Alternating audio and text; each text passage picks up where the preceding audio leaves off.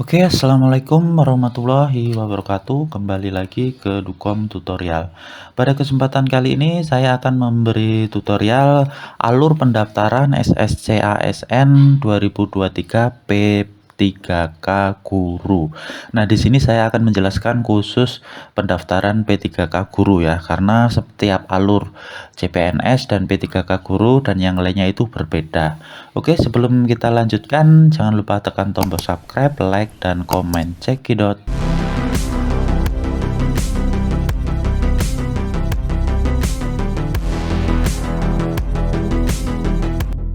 Oke, kita lanjutkan. Nah, untuk melihat alur pendaftaran, cara pendaftaran untuk P3K Guru 2023, silakan teman-teman bisa dibuka akun SSCN-nya ya.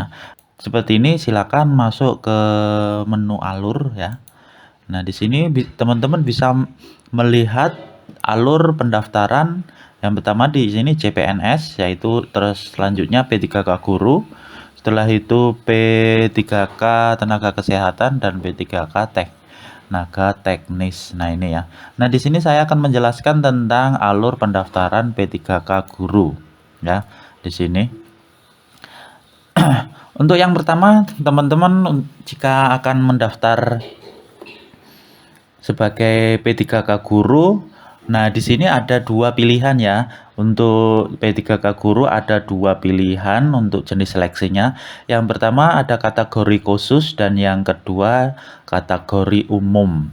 Nah, ini ya, prioritas kategori. Nah, yang pertama teman-teman silakan teman-teman daftar akun melalui SSCN ya. Teman-teman bisa mendaftar di sini ya. Daftar SSCN .bkm. Nah, di sini yang pertama silakan teman-teman masukkan nick, nomor KK, nama lengkap, tempat tanggal lahir, nomor HP dan email. Setelah itu teman-teman buat password. Terus teman-teman bisa upload foto KTP dan swap foto ya. Nah, setelah itu teman-teman bisa mencetak kartu pendaftaran SSCN. Nah, sampai sini tahap pertama ini teman-teman pasti bisa mendaftar semuanya jika memiliki NIK dan nomor KK. Setelah itu sistem akan memverifikasi data teman-teman. Yang pertama verifikasi data kependudukan yaitu Dukcapil ya. Yang kedua filtering Dapodik. Nah, ini di sini akan memfilter ya. Akan memilih teman-teman masuk ke kategori umum atau kategori khusus. Nah, jika teman-teman bekerja atau sudah mengabdi mengajar selama kurang lebih 2 tahun ya, 2 tahun ke atas, maka teman-teman bisa diartikan masuk ke penentuan prioritas kategori khusus ya. Jika teman-teman masih atau lulusan baru lulus atau lulusan PPG, teman-teman masuk ke kategori umum. Nah, ini ketentuannya sudah ada ya. Nah, di sini prioritas yang merupakan peserta yang telah mengikuti selama seleksi P3K untuk jabatan fungsional guru tahun 2021 yang telah memenuhi nilai ambang batas. Nah, jadi prioritas ini ada P1 wajib mendaftar sampai resum. Nah, jadi V1. Setelah itu P2 dan P3 tidak bisa turun status jika tidak ada farmasi yang dibuka. P4 bisa mendaftar ketika farmasi untuk P4 masih tersedia, dan P3 dan P4 bisa naik status menjadi P2 jika termasuk THK 2. Setelah itu pada proses ini ada tahap konfirmasi oleh peserta. Nah, jadi teman-teman, di sini jika teman-teman masuk ke kategori khusus, nah di sini akan ada tampilan seperti ini. Nah, jika teman-teman tidak data teman-teman Anda tidak terdaftar dalam basis data Dapodik, Anda hanya bisa mendaftar P3K Guru bila Anda merupakan EKS tenaga honorer K2. Nah, jika teman-teman bukan guru ya, atau belum terdaftar di Dapodik, maka teman-teman akan mengalami atau akan terjadi seperti ini ya. Teman-teman tidak bisa mendaftar P3K Guru. Atau saya tuh P3K, saya tuh guru, tapi kenapa kok data saya tidak masuk ke Dapodik. Nah, oke, untuk memastikan data teman-teman valid ya, kalau muncul seperti ini, Anda tidak dapat terdaftar dalam basis data Dapodik. Silakan teman-teman cek info GTK ya. Silakan teman-teman login dengan info GTK teman-teman masing-masing. Nah, di sini apakah teman-teman sudah verify ijazah? Nah, silakan boleh dicek ya. Nah, ini saya hasil validasi valid menurut sistem. Nah, jadi di sini saya sudah verify ijazah ya. Di sini sudah verify ijazah, maka akan statusnya aman. Nah, kok masih tidak valid atau nah silakan teman-teman atau ngecek di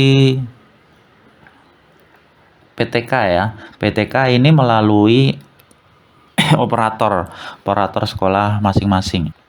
Oke, nah di sini verify PTK ya, apakah data teman-teman valid atau tidak. Nah, di sini jika centang ini valid, maka akan aman ya.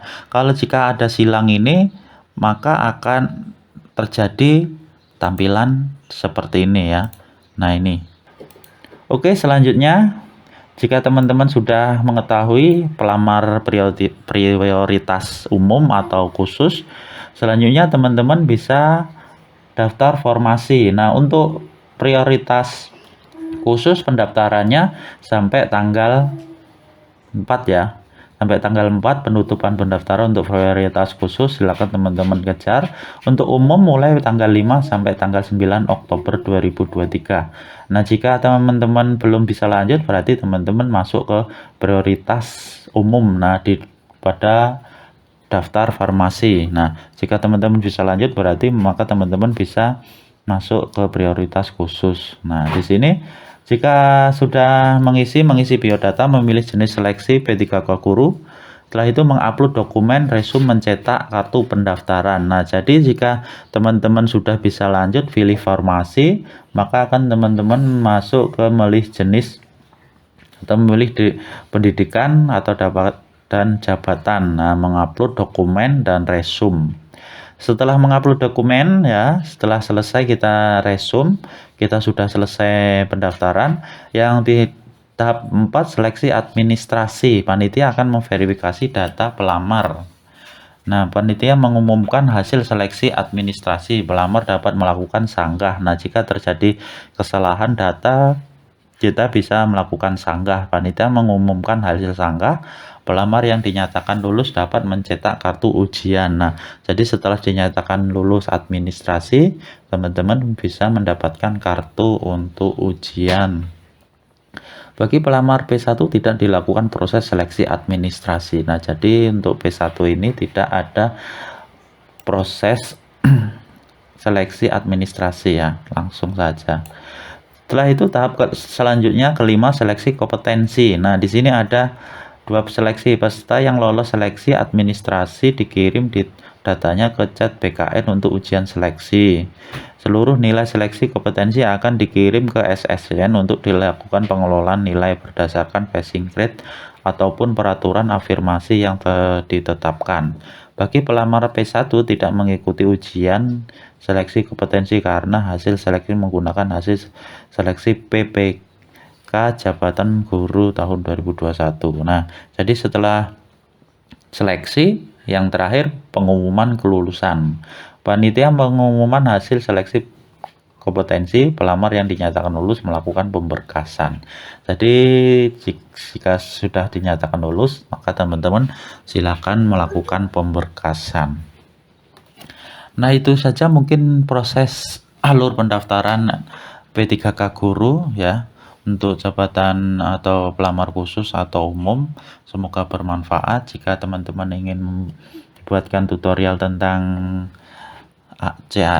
SSCASN, silakan teman-teman bisa komentar di bawah. Oke, cukup sekian. Saya Eri. Assalamualaikum warahmatullahi wabarakatuh.